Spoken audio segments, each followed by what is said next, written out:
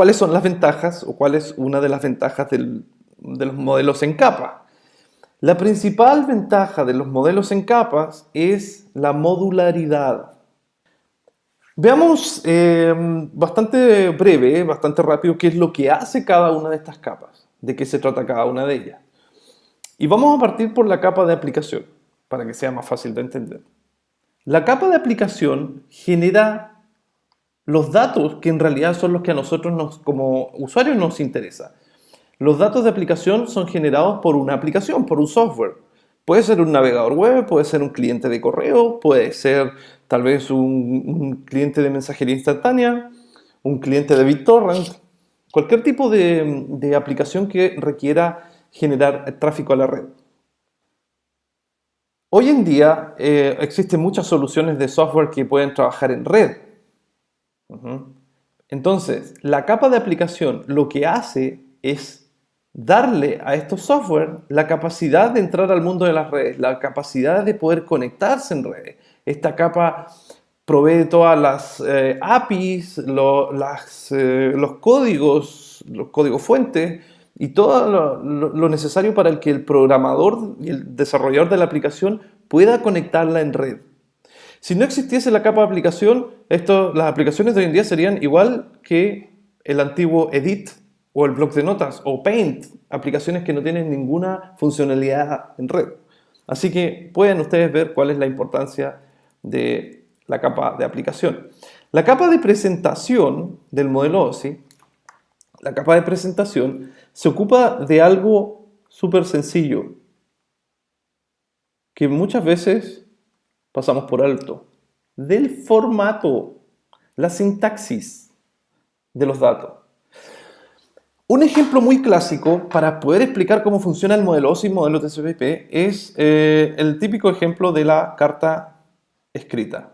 Una carta común y corriente. La carta escrita que se envía de una dirección a otra tiene muchas cosas aparte de los datos que nosotros queremos enviar. Lo primero que tengo que hacer para poder enviar una carta es escribirla, ¿cierto? Tenemos que poner dentro de la carta algún texto. Bueno, los datos de aplicación vienen a ser ese texto, que son realmente los datos importantes. Lo que a nosotros nos interesa que sea leído en el destino.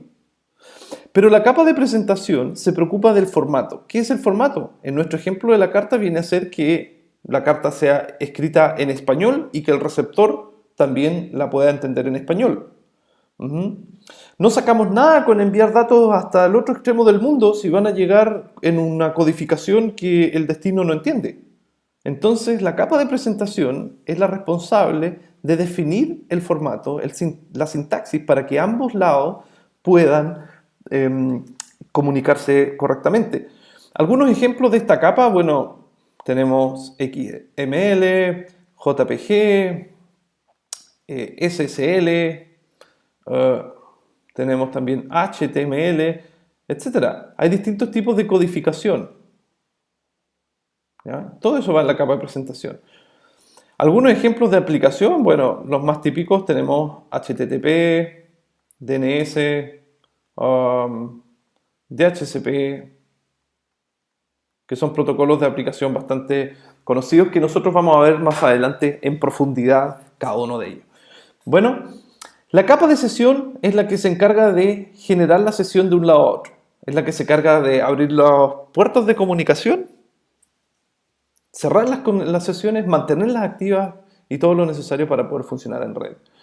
La capa de transporte es bastante interesante porque nos define el medio de transporte. Básicamente nosotros acá tenemos dos tipos de protocolos que podemos elegir, que son UDP y TCP, a los cuales les vamos a dedicar una sesión completa para poder explicar cómo funcionan ellos. Pero una manera de explicarlos muy rápido es básicamente lo siguiente. UDP es un protocolo muy ligero, que su intención es simplemente enviar los datos, y TCP es un protocolo un poco más preocupado, un poco más contundente. Este protocolo TCP tiene distintas técnicas para poder controlar errores, para poder retransmitir, para poder comprimir datos, que UDP no tiene. En nuestro ejemplo de la carta sería algo como elegir un envío express, o un envío certificado. Luego, la capa de red, sin duda que es una de las capas más importantes que hay en el estudio de las redes, y esto es algo que vamos a tener que aprender muy bien, que viene a ser la misma que la capa de internet hoy en día y provee una cosa muy, muy importante, que es el direccionamiento. El direccionamiento. Sin direccionamiento no podrían llegar los paquetes desde nuestras máquinas hasta los servidores de destino. Sin direccionamiento, la carta que yo estoy escribiendo jamás podría llegar al destino. En redes podemos direccionar con IPv4, 4, con IPv6. Son distintos tipos de direccionamiento. La capa de enlace de datos, ya les comentaba hace un rato atrás, se preocupa finalmente de tomar los datos que vienen desde arriba, desde las capas superiores, y traducirlas hacia el mundo físico. Lograr la conversión de los datos para que la capa física, que generalmente son las que generan los códigos binarios, la transmisión física, para que la capa física pueda poder realizar esa transmisión. Así que son una serie de fenómenos que suceden. Ya les mostraba anteriormente cómo íbamos a explicar la conexión desde esta máquina hacia el servidor, ¿cierto? Para poder lograr esa comunicación tienen que suceder todas estas cosas, incluso más.